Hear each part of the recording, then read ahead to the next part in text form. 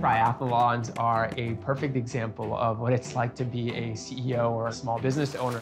It's not about being exceptional in any one area. It's not about being the expert in finance or the expert in sales or operations. You need to just be slightly above average in all of those different areas and ask the right strategic and intentional questions that are going to generate the right outcome. It's like a constant learning and growing opportunity.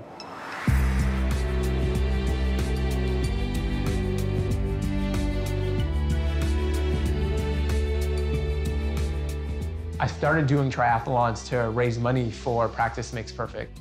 Practice Makes Perfect is an educational organization that partners with K-12 schools to help students close that achievement or opportunity gap. One of the startling statistics I ran across said that only 10% of first-generation college students graduated over 6 years. It was the kids I grew up with, it was my siblings, and it was my story. That lack of justice really fueled my desire to want to give back and do something for my own community.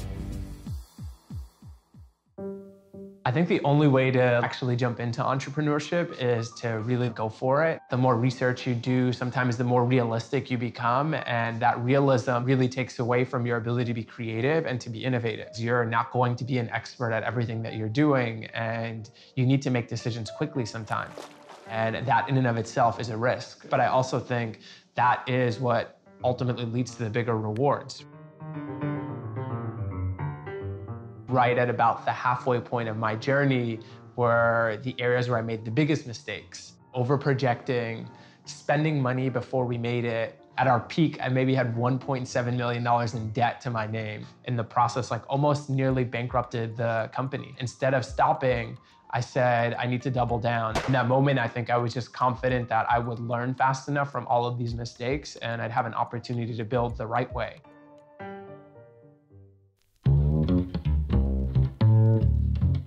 You have to constantly be learning. Your business's growth and development is going to be tied to your ability to grow and develop. The more self-aware you become, the more knowledgeable you become, those things are ultimately what's going to drive your business forward.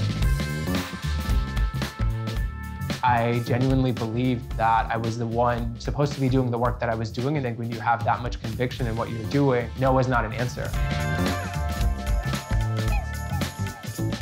The difference between success and failure for so many small business owners is this ability to never give up.